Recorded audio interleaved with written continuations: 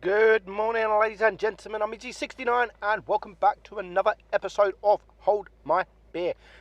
We have two battles for you today. One in the grill, which is driven by Black Thunder, and we have an STB by Ulfar. Now, Black Thunder, he is on Rockfield, and he's in a tank that I absolutely love. Now, I've loved the grill ever since it has appeared in Blitz. But lately I have been loving the waffle, probably better, more better than the grill, because it does see tier 8 and it is just an amazing tank. Now, what I absolutely love about this battle is just look how he's going to play frontline, and he's going to play frontline almost the entire battle. He's not worried, he's not scared, he is not sat at the back, he is sat at the front, right at the front, in this little bush, and he is going to pump out that damage. So two tanks are pushing towards the right side. The Batchat is in all sorts of bother. He has to back up, but there is also tanks behind him. So the E75, there's the FE422 there, and there is that the missile tank. Also, I mean, look, there's tanks everywhere. There is, and he's not even. He doesn't want to run away. He doesn't want to run away. He knows that his team are pretty much all to his right side. And I just love the aggression of this game. I mean, sometimes it's not going to pay off. Sometimes if you get in a grill and you go to this position, you're going to get wrecked very, very quickly. So he does get lucky that he doesn't really get attacked.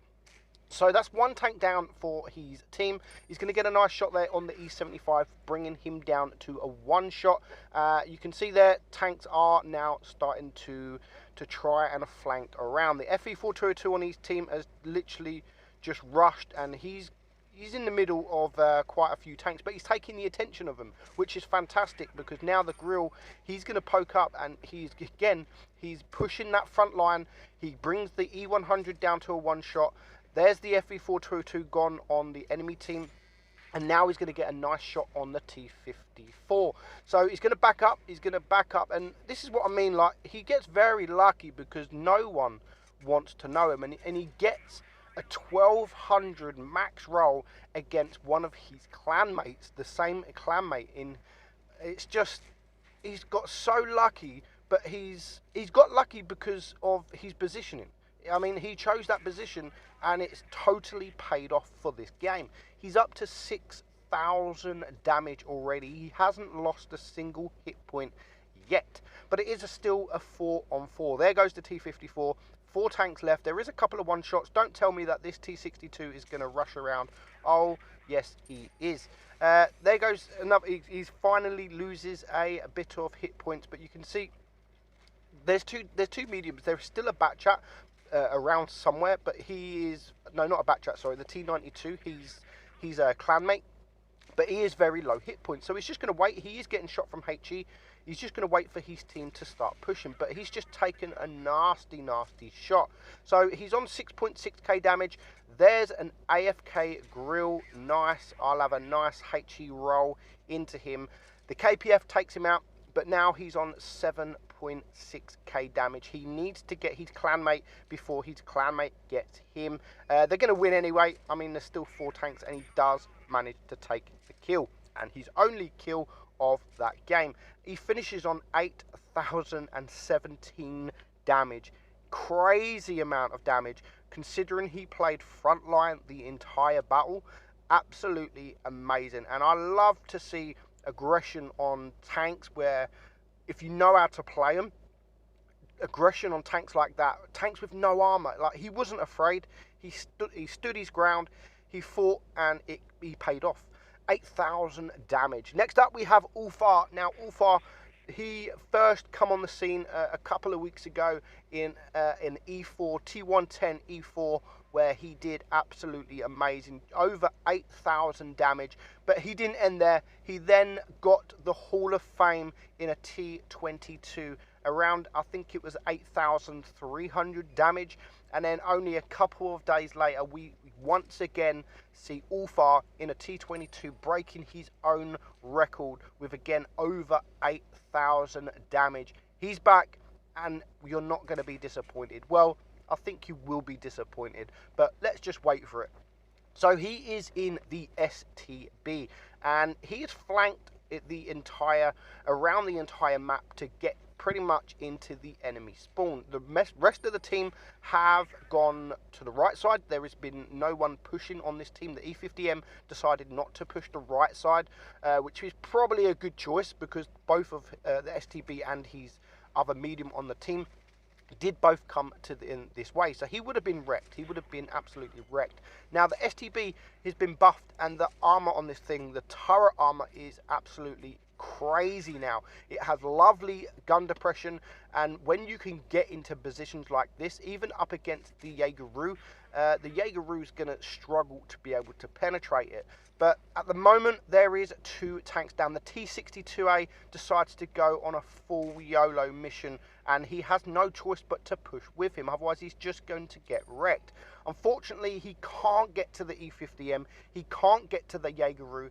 He needs to wait, and he's going to get there. But by the time he gets there, the T-62 has gone. So at the moment, it is a 4 versus 6. He really needs to focus on that E50M. The Jaegeru is trying to stop him. He does manage to take him out, but he needs to get around this guy. He would have reloaded just around now, and now he does get around him. So the Jaegeru is now in the middle of the map, and there is nothing he can do for now. So there's just 3 tanks left alive on his team, 5 tanks left alive on the enemy team. He's got this Jaegeru, and there's nothing he can do. So he's now just farming damage, but he needs to be quick. There's no one attacking him at the minute because they are attacking his teammates, so he has to be quick. There is just the Jaegeru on his team. He's getting pushed by the heavies over there, and he's going to die very, very quickly. He does manage to take out the Jaegeru to bring it down to a 1 versus 4. 3,200 damage with 4 tanks left alive. Still 4 minutes left on the clock. It's going to be tight. It's going to be tough, but can he do it? Now, I like what he's doing. He's gone to reset the cap. He's gone to reset his camo. He's coming in from behind. He's going to flank. He still has plenty of time. Saying that, there is 4 minutes left on the clock, but with 4 tanks left alive, that's not that much time. And when you're on your own, there's a couple of big guns on the enemy team, including an AMX-50B, which is an autoloader who can almost clear him with three shells. So there is a full hit point E100. There's a full hit point Death Star. I think there's just so much hit points to get through, and if he's going to do this, he has to do something extremely, extremely special, and that is not special. He bounces. What a troll bounce, just when he didn't need it. He does get that shot, but by the time he brings him down to a 1 shot, he is now spotted. So he needs to take out this guy. Again, another troll bounce on the AMX-50B. But the AMX-50B, to be honest, I don't think he has a clue. So he's going to use the heat just to guarantee the pen, and he is going to take him out. But yet, there is another AMX-50B to get through. Misses his first shot. The AMX-50B misses his first shot. I think he even missed the second shot as well. So he should be able to rush this guy. Now, he knows at the moment there is at least 2 people on the cap. There is 2 people on the cap, so that means he can push this AMX-50B. If he can get 1 more shot before he exposes himself, then he can easily do this without losing any hit points. So there he goes. They are still capping the base, which is good because he knows exactly where they are. 2.5 minutes left on the clock. 5,200 damage. He needs to reset the cap. He has to reset the cap, otherwise it is a loss. There's the E100.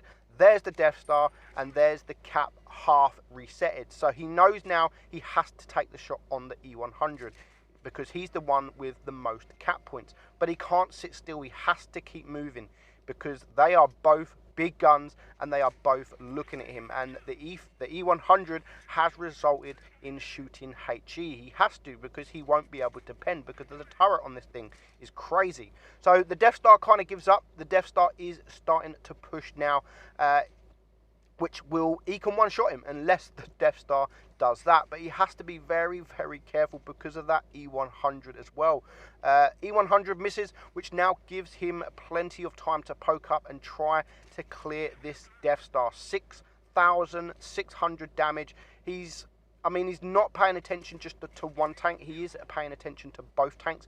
Resets the cap again. So now the E100 can definitely not cap this out. And the E100, again, he bounces. So he needs to take this guy out. Oh, that was nasty. That was an absolute nasty shot.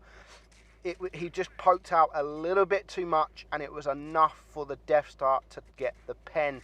He is just now on 89 hit points. He's on 8,400 damage with 50 seconds left on the clock. This is coming down to the wire. He gets another shot. He has to keep moving, but as we know, the E100 was shooting HE. If he's still got the HE loaded, which he has, that is such a shame. He could have finished on over 9,000 damage.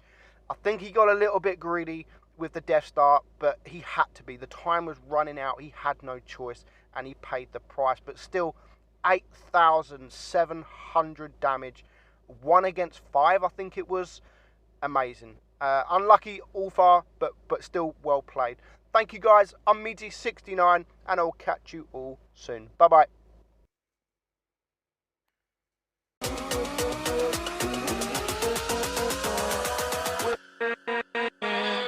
With